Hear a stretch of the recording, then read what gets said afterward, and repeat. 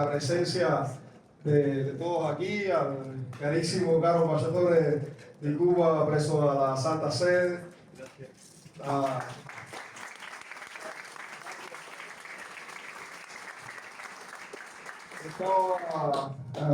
presidente Marco Papacci de la Asociazione di Amicizia Cuba-Italia, al secretario generale Stefano de la USB, se andaba por acá, y muchas gracias mille per essere qui. Yo miraba esto y tanta gente, ¿no? En un espacio tan pequeño. Estamos siempre como el Granma, como el yate, ¿no? Que trajo Fidel. Entonces estamos todos apretados. No sé si todavía tanto calor en el Granma como acá, porque era el mar. Pero bueno, apretados estábamos. Eran 82, nosotros creo que somos más.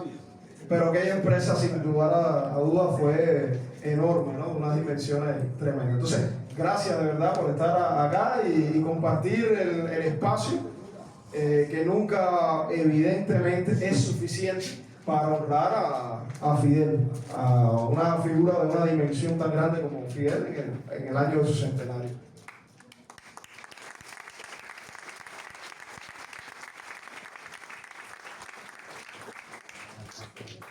También nos acompañan, y quiero también reconocer y agradecer a los cubanos residentes en Italia, nuestros compatriotas que han encontrado aquí una segunda patria, y que a pesar de la distancia siguen teniendo el corazón en la isla y haciendo suyo el propio sufrimiento de Cuba hoy, una Cuba sometida a un bloqueo.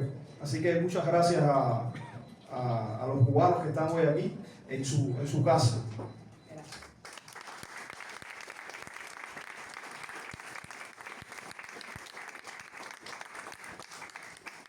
Tra poche ore celebreremo il centenario di Fidel Castro Rus. Per noi semplicemente Fidel, figlio di una generazione che vide frustrato l'ideale di vera indipendenza di José Martí. Crebbe ascoltando l'eco di quel sogno interrotto, di quella repubblica mediata, di quella bandiera che sventolava ma che non era realmente nostra. E fu proprio quella frustrazione, quella ferita aperta nell'anima nazionale ad accendere in lui la fiamma della ribellione. Non poteva accettare che l'apostolo avesse dato la vita per una patria che restava ancora una colonia.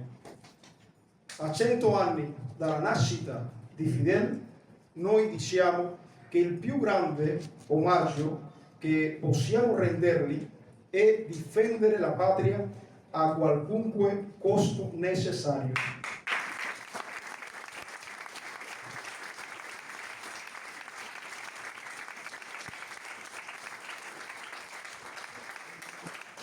La determinazione del popolo è quella che veniva dalla nostra radice patriottica, fin dai Mambises, e che lui ha nobiliato, quella di non lasciarsi mai vincere, per quanto avverse fossero le condizioni, quella del giovane avvocato che, ispirato da José Martí, e proprio nel suo centenario capì che di fronte alla frustrazione dell'ideale di una repubblica veramente indipendente nel 1898 restava solo la via della lotta armata per scrollarci finalmente il gioco neocoloniale, quella del rivoluzionario che, dopo la sconfitta del Moncada, riprese la lotta con maggiore determinazione, quella del leader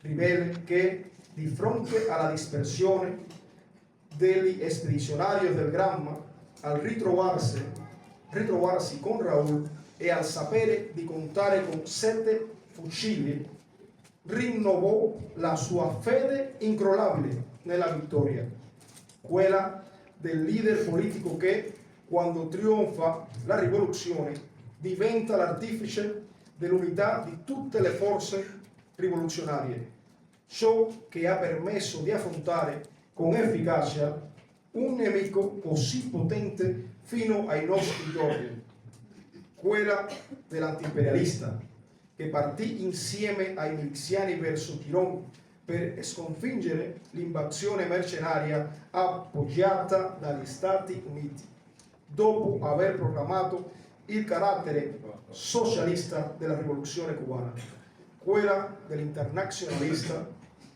incondizionato, grazie alla cui determinazione fu possibile preservare l'indipendenza dell'Angola, raggiungere quella della Namibia e porre fine all'oltraggioso regime dell'apartheid in Sudafrica, quella del leader che, quando gli Yankee pretesero di condizionare il miglioramento delle relazioni all'abbandono dell'internazionalismo, non accettò mai un simile ricatto, quella del leader che non tremò mai quando il mondo fu sull'orlo di un'ecatombe nucleare durante la crisi dei missili, e per questo fu rispettato ancora di più da amici e nemici, colui che disse che per il Vietnam i cubani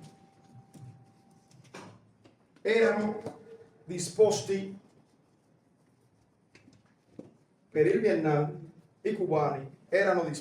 a dare fino al proprio sangue, colui che fu solidale sempre con tutti, anche con i suoi nemici, trasformando Cuba in una potenza di solidarietà medica che in più di 60 anni ha inviato più di 500.000 medici in più di 160 paesi.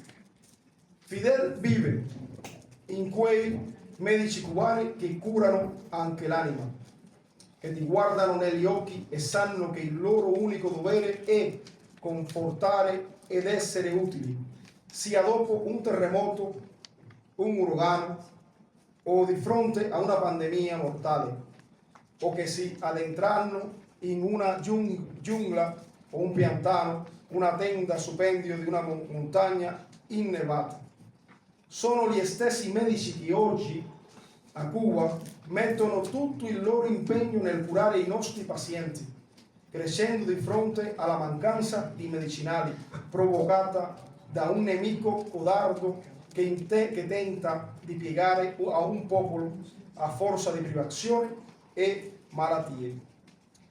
Proprio di Fidel era l'immagine che tenevano in un quadro prima di partire da La Habana nel marzo 2020 i medici cubani che vennero in Italia nel momento più critico della pandemia di Covid-19. Fidel fu l'amico di Mandela, dei padri fondatori africani, di Arafat, e riconobbe precocemente lo Stato di Palestina e laureò centinaia e centinaia di studenti palestinesi saharawi, così come dell'immensa maggioranza dei paesi africani. Lo statista che nel 1990 ricevette personalmente sulla scaletta dell'aereo il primo gruppo di 26.000 bambini ucrainiani vittime dell'incidente nucleare di Chernobyl, che ricevettero cure mediche a Cuba anche nei difficili anni del periodo speciale. Il leader che nel giugno del 1989, quando mancavano ancora 2 anni alla scomparsa dell'Unione Sovietica, con il suo nefasto saldo per l'umanità, e quando i canti di sirena del neoliberalismo decretavano la fine della storia e il tramonto della rivoluzione, giurò con determinazione che anche nelle peori condizioni, Cuba avrebbe resistito e vinto. Ma per i cubani è anche il visionario che, dopo aver promosso una massiccia campagna di alfabetizzazione agli albori della rivoluzione, predisse che il futuro di Cuba sarebbe stato di uomini di scienza. Fu il padre precursore della biotecnologia cubana, i cui scienziati furono capaci di creare non uno, ma cinque candidati vaccinali in piena Covid-19 per poterci salvare, emancipandoci da noi stessi e con i nostri stessi sforzi. Come lui stesso proclamò, fu l'intellettuale organico che nel periodo speciale disse che la prima cosa da salvare era la cultura, dello stratega che sventò migliaia di manovre della CIA per distruggere la rivoluzione, inclusi più di 600 piani per assassinarlo, colui che difese lo sport come diritto del popolo, grazie al quale figli della più umili viscere del popolo hanno raccolto e continuano a raccogliere successi che costituiscono chimere per l'immensa maggioranza dei paesi del mondo. Fidel, che quando parlava all'ONU i popoli del mondo identificavano che quella era la loro voce e gli avversari, se avevano onore, dovevano almeno ammettere la sua statura gigantesca come statista. Ed è che Fidel non è solo un nome o un uomo, è la personificazione delle idee e della lotta di coloro che non si arrendano. Per questo è rispettato, ammirato e amato in tanti luoghi del mondo. Compagni e compagni, Cuba è sotto aggressione imperialista, sottoposta a un blocco genocida che tenta di strappare la nostra sovranità. Gli Stati Uniti vogliono Cuba in ginocchio, sottomessa, e non hanno alcun scrupolo per raggiungere i loro fini criminali. Cosa avrebbe fatto Fidel oggi? Fidel avrebbe fatto proprio quello che stiamo facendo, resistendo con la massima fermezza e dignità all'assedio criminale che affronta il nostro nobile ed eroico popolo, e starebbe denunciando l'irrazionalità imperialista che minaccia di distruggere le specie umane e dissanguare le limitate risorse del pianeta che abitiamo. Sarebbe solidale con la Palestina, proprio come le facciamo oggi, denunciando l'orrore senza mezzi termini, e nonostante l'assedio inumano contro Cuba, continuerebbe a moltiplicare la solidarietà. E Cuba continuerà a laureare medici, ingegneri, maestri, professionisti e a stimolare i nostri atleti a continuare a raggiungere risultati eccezionali nello sport, e i nostri scienziati a continuare a cercare soluzioni stimolanti o a essere più efficaci nell'agricoltura, o a cercare formule che in modo audace e creativo ci permettano di superare l'avversità che affrontiamo con senso del momento storico. Fidel starebbe lottando per mantenere viva l'opera umanissima e universale della rivoluzione cubana. Se lui lo ha fatto e non è mai stato sconfitto, anche tutti noi possiamo farlo. Solo in questo modo possiamo rendere realtà quel grido e sentire che ciascuno di noi è fedele. E anche in qualsiasi luogo del mondo dove si lotta per l'uomo, per la giustizia e per il diritto dei popoli, saremo come fedeli. A coloro che chiedono perché resistiamo e lottiamo di fronte a tanto odio della nazione più potente del mondo, rispondiamo come fedeli. Rispondiamo con Fidel. Cito: si nosotros nos hubiéramos dado por vencidos después del Moncada, o si nosotros nos hubiéramos dado por vencidos después del Granma, o cuando nos quedamos con muy pocos hombres que nos volvimos a reunir 7 hombres con fusiles. Si hubiéramos aceptado la idea de la derrota, habríamos estado derrotados. No fuimos derrotados, sencillamente porque jamás adoptamos la idea de la derrota. Y esa debe ser siempre nuestra actitud. Y esa debe ser la gran enseñanza de nuestra historia. Compañeros y compañeras, Fidel cumpliría el 13 de agosto 100 años. Pero Fidel no significa pasado. Fidel es un joven del futuro.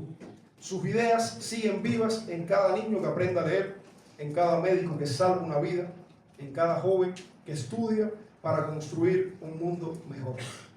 Hoy, al conmemorar su centenario, renovamos nuestro compromiso con sus ideales, con un futuro de justicia, de igualdad, de soberanía, de solidaridad. Con su misma determinación decimos: patria o muerte. ¡Venceremos! ¡Viva Fidel! ¡Viva!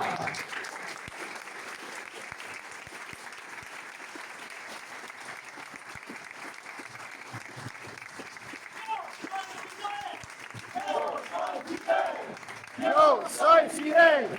Yo soy Fidel. Yo soy Fidel. Yo soy Fidel.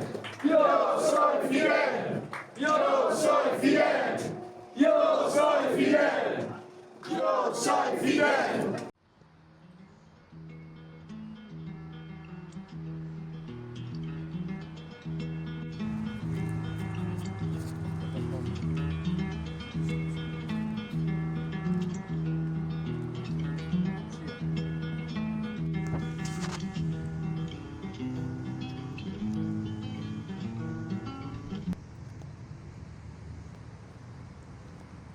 Que no tienen nada que perder,